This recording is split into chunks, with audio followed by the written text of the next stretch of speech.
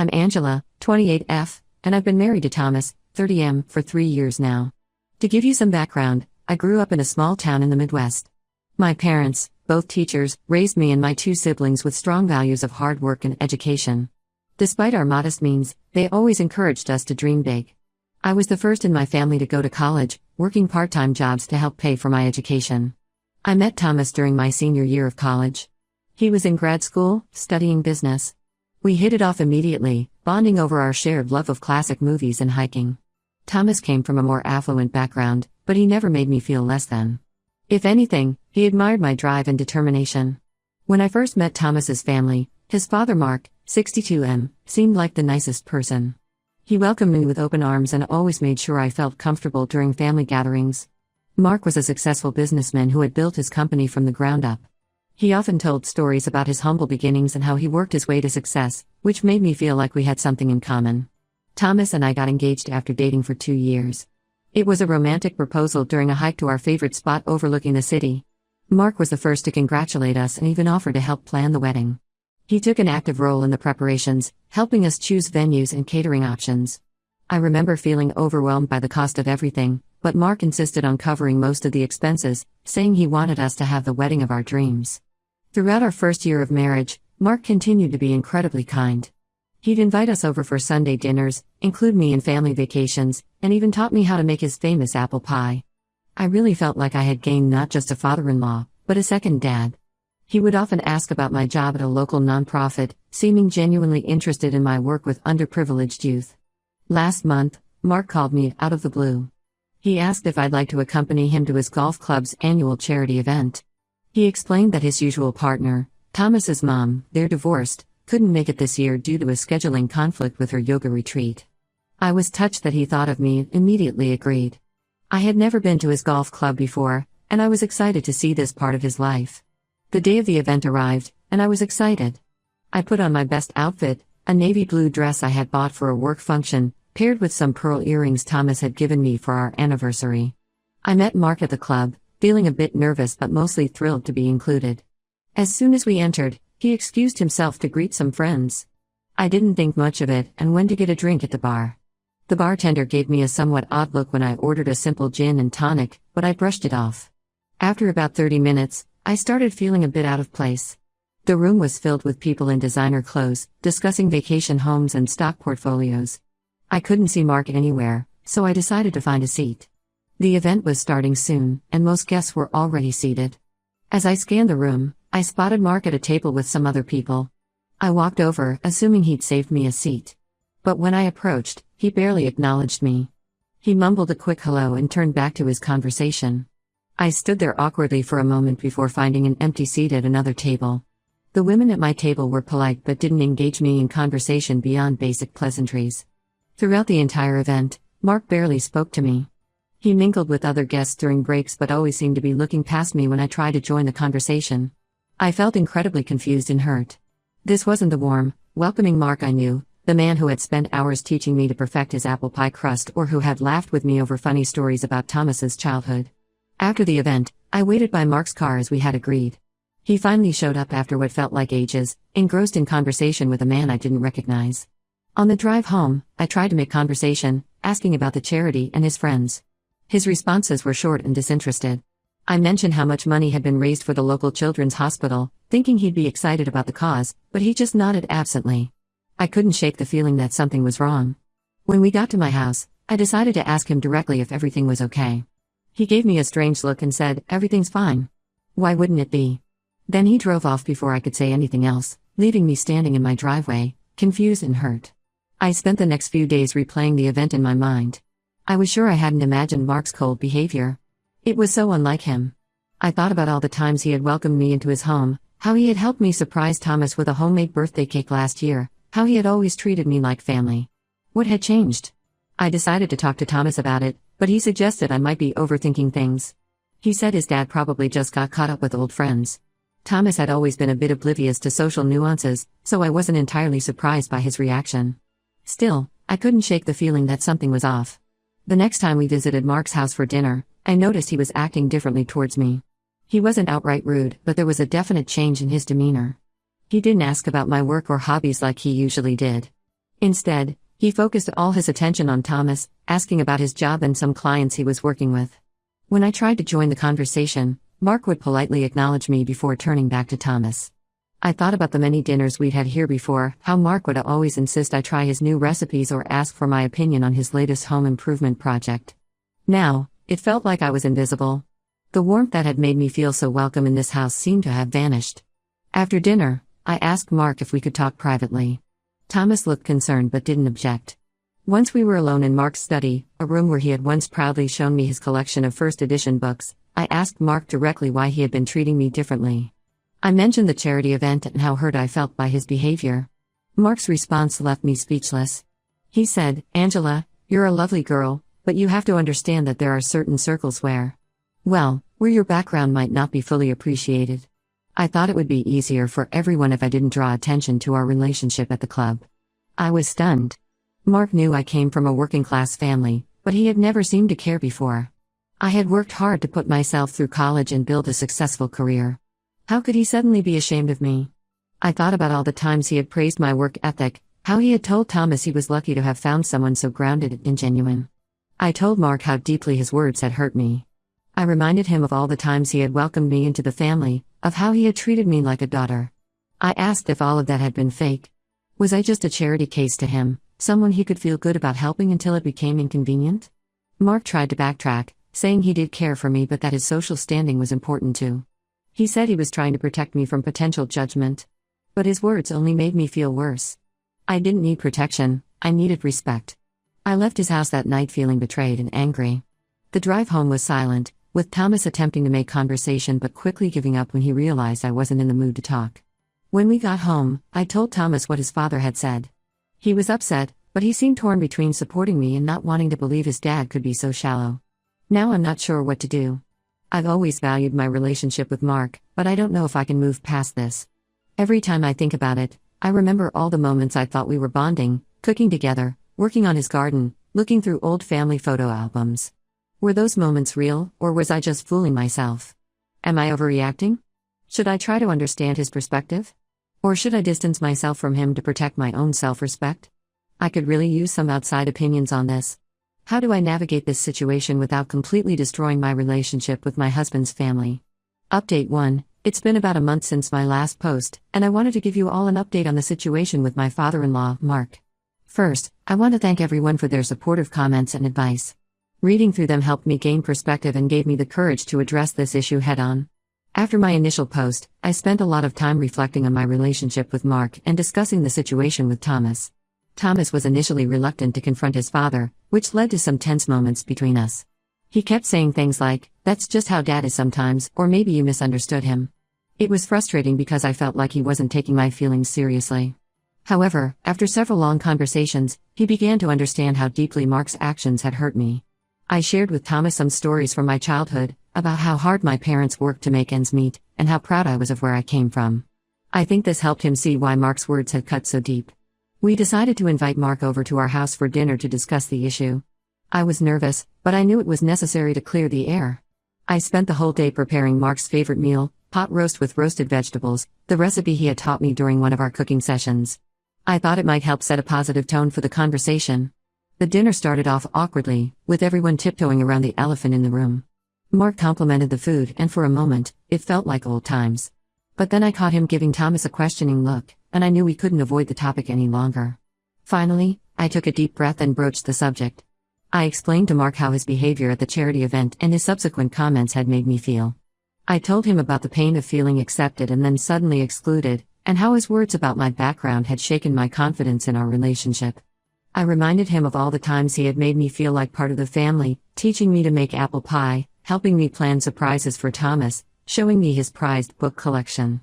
I asked him if any of that had been real. Mark listened quietly, his expression unreadable. When I finished speaking, he was silent for a long moment. Then, to my surprise, he apologized. He admitted that he had let his concerns about social status override his genuine affection for me. He explained that some of his old friends had made comments about Thomas marrying someone from a different social circle, and he had foolishly tried to manage their perceptions instead of standing up for me. He told us about his own father, who had always been obsessed with social climbing and had instilled those values in him from a young age. Mark said he thought he had moved past that mentality, but realized now that some of those old habits were still ingrained. He shared a story about how his father had once forbidden him from bringing his best friend to a family event because the friend's father was a janitor. Mark said he had vowed never to be like that, and he was ashamed that he had fallen into the same pattern. Mark's openness caught me off guard. I had been prepared for defensiveness or denial, not this level of self-reflection. He asked for my forgiveness and promised to do better in the future. He even suggested that we all attend the next club event together, where he would proudly introduce me as his daughter-in-law. Thomas, who had been quiet throughout most of the conversation, finally spoke up. He told his father how disappointed he had been to learn about his behavior, but that he was proud of him for owning up to his mistakes. It was a powerful moment between father and son. While I appreciated Mark's apology, I told him that rebuilding trust would take time. I explained that his actions had brought up some of my own insecurities about fitting into their family, and that those feelings wouldn't disappear overnight. Mark seemed to understand and promised to be patient. As the evening wound down, there was a sense of cautious optimism in the air. We had taken the first step towards healing, but I knew we still had a long way to go. Mark suggested we start having weekly family dinners again, to which Thomas and I agreed. Since that night, things have been slowly improving. Mark has been making a visible effort to include me in family activities and conversations. He's asked me about my work and my family more in the past month than he had in the previous year. Last week, he even asked me to teach him how to make my mom's famous lasagna recipe, saying he wanted to learn more about my family's traditions. However, I'm still wary. While I want to believe that Mark has had a genuine change of heart, a part of me is afraid that he might revert to his old behavior in certain social situations. I'm trying to keep an open mind while also protecting myself emotionally. Thomas has been incredibly supportive throughout this process. He's made it clear to his father that any future disrespect towards me won't be tolerated. Seeing him stand up for me has strengthened our relationship and helped me feel more secure in our marriage. As for me, I'm working on rebuilding my self-confidence. Mark's words had shaken me more than I initially realized, making me question my place not just in the family, but in our wider social circle. I've started seeing a career coach to help me recognize and celebrate my own achievements, regardless of my background. We haven't attended any events at Mark's club yet, but he's mentioned an upcoming dinner that he'd like us all to attend together. I'm nervous about it, but I think it will be a good test of how much things have really changed. I'll keep you all updated on how things progress. Thank you again for all your support and advice. It's been invaluable in navigating this difficult situation. Update 2. Hello everyone. It's been about 3 months since my last update, and a lot has happened. I wanted to share the latest developments with you all. Remember the club dinner I mentioned in my last update? Well, we attended it last month, and it turned out to be quite an eye-opening experience. Mark stayed true to his word and proudly introduced me to everyone as his daughter-in-law. He even went out of his way to mention my recent promotion at work and some volunteer projects I've been involved with. The dinner was held in the club's main dining room, a grand space with chandeliers and oil paintings on the walls. As we entered, I felt a bit out of place, but Mark put his hand on my shoulder and gave me an encouraging smile. It helped calm my nerves. At first, everything seemed to be going well. Most of Mark's friends were polite, if a bit reserved. We were seated at a large round table with 3 other couples. The conversation flowed easily as we discussed current events and local news. However, as the evening progressed, I began to notice some underhanded comments and judgmental looks. One woman, Vivian, asked me if I found it difficult to adjust to our lifestyle, emphasizing the R in a way that clearly excluded me. Another man, Robert, made a joke about my hometown that, while not overtly offensive, carried a clear air of condescension. I was hurt, but I tried to maintain my composure. I thought about leaving early, but then I remembered all the times I had faced challenges in my life and overcome them. I wasn't about to let a few snide comments drive me away. What really surprised me was Mark's reaction. Instead of ignoring these comments as he had in the past, he actually spoke up. When Vivian made her comment about adjusting, Mark jumped in to talk about how I had actually introduced the family to several new experiences and perspectives. He mentioned the community service project I had gotten him involved in, and how it had opened his eyes to issues he had never considered before. And after Robert's joke, Mark pointedly changed the subject to my recent accomplishments at work. He talked about how proud he was of my promotion and the impact my nonprofit was having on the community. I could see Robert squirming a bit, clearly not expecting this response. On the drive home, Mark apologized for his friend's behavior. He admitted that he had never really noticed how judgmental they could be until he started paying attention. He said he was embarrassed that he had ever cared what people like that thought. This incident seemed to be a turning point for Mark. Over the next few weeks, He became even more supportive and inclusive. He started asking me to teach him about my family's traditions and even suggested we host a dinner featuring some dishes from my cultural background. We had that dinner last week, and it was a beautiful event. I taught Mark how to make my grandmother's pierogi recipe, and we spent an afternoon in the kitchen together, laughing and sharing stories.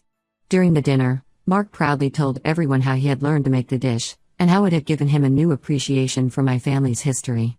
However, just as things were looking up with Mark, a new issue arose with Thomas. He started to become uncomfortable with how much time I was spending with his father. He made comments about how I seemed to care more about impressing Mark than spending time with him. This led to several arguments between us. I tried to explain to Thomas that I was just trying to rebuild the relationship with his father, but he seemed to feel left out. It became clear that while we had been so focused on my relationship with Mark, we had neglected our own relationship. This realization led to some deep conversations between Thomas and me. We talked about our expectations for family relationships, our individual insecurities, and how we could better support each other. Thomas admitted that he felt a bit jealous of the new bond I was forming with his father, especially given their own somewhat complicated relationship. He shared some stories from his childhood, times when he had felt that Mark's expectations were too high or when he had struggled to live up to his father's success. We agreed to set aside more one-on-one time for just the two of us, separate from family obligations. We've started having weekly date nights where we try new restaurants or activities in our city. Last week, we took a cooking class together, which was both hilarious and fun. It's been nice to reconnect and remember why we fell in love in the first place. As for Mark, he's continued to make efforts to be more inclusive and understanding. He's even started to distance himself from some of his more judgmental friends, saying he no longer enjoys their company as much. Last month, he surprised us by volunteering at the youth center where I work. He spent a Saturday helping us repaint the community room, and I could see how much it meant to the kids to have someone like him take an interest in their lives. While things aren't perfect, they're definitely improving. I feel more accepted in the family now than I ever have before. However, I'm also more aware of the complexities of family dynamics and the work it takes to maintain healthy relationships. I'm cautiously optimistic about the future. We're planning a family vacation next month, the first one where I've been involved in all the planning from the start. We're going to rent a cabin by a lake, a compromise between Thomas's love of fishing and my preference for hiking. Mark has been enthusiastic about the idea, even suggesting we make it an annual tradition. Thank you all for your continued support throughout this journey. Your advice and encouragement have been incredibly helpful. I'll update you again if there are any significant developments. Update 3. Hello everyone. It's been about 6 months since my last update, and I wanted to share some final thoughts on this whole situation. The family vacation I mentioned in my last update turned out to be a pivotal moment for all of us. We spent a week at a cabin by Lake Michigan, and it was the first time I truly felt like an equal part of the family. Mark went out of his way to make sure I was comfortable and included in all the activities. He even asked me to teach everyone how to make my grandmother's famous paella recipe, which we cooked over an open fire one night. The vacation wasn't without its challenges. There was a tense moment when Mark invited some old friends who were vacationing nearby to join us for dinner. I was worried about how they might treat me, but to my surprise, Mark took charge of the situation. Before they arrived, he pulled me aside and assured me that if anyone made me feel uncomfortable, he would ask them to leave. It turned out not to be necessary. The evening went smoothly, and I even ended up exchanging contact information with one of the wives who shared my interest in gardening. Thomas and I used this time to reconnect and strengthen our relationship. We had long walks on the beach, talking about our future and how we wanted to shape our family dynamics going forward. It was during one of these walks that Thomas apologized for his earlier jealousy and admitted that he had been struggling with his own insecurities about his relationship with his father. We talked about ways to balance our individual relationships with Mark while still prioritizing our marriage. Since the vacation, things have settled into a new normal. Mark has become one of my strongest advocates. He's introduced me to several professional contacts who have been helpful in my career. More importantly, he's made a consistent effort to understand and appreciate my background. Last month, he surprised me by visiting my parents' house for the first time. He spent the afternoon helping my dad fix up his old truck, and I could see how much it meant to my parents to be welcomed by him. Thomas and I have grown closer through this experience. We've learned the importance of open communication and supporting each other through family challenges. We've also started to create our own family traditions, blending elements from both our backgrounds. For Thanksgiving this year, we're planning to combine dishes from both our families' recipes. As for Mark's social circle, there have been some changes there too. He's naturally drifted away from his more judgmental friends and has started to form new friendships with people who share his evolving values. He even joined the local community service group that I volunteer with, saying he wants to broaden his perspectives. Looking back, I'm amazed at how much has changed since my original post. What started as a painful experience of exclusion has led to personal growth for all of us. I've learned to stand up for myself and assert my place in the family. Thomas has learned to navigate the complex dynamics between his wife and his father. And Mark has confronted his own biases and worked to become a more open-minded and inclusive person. I won't say that everything is perfect. We still have occasional misunderstandings or moments of tension. Last week, there was a small disagreement about where to host the next family gathering, but we were able to talk it through calmly and find a compromise. It's a reminder that maintaining good relationships requires ongoing effort and communication. This whole experience has taught me that family relationships are complex and ever-evolving. It's not always easy, but it's definitely worth it. I'm grateful for how things have turned out and excited for what the future holds for our family. Thank you all for your support throughout this journey. Your advice and encouragement have been invaluable. While I don't foresee any major updates in the future, know that your kindness has made a real difference in my life.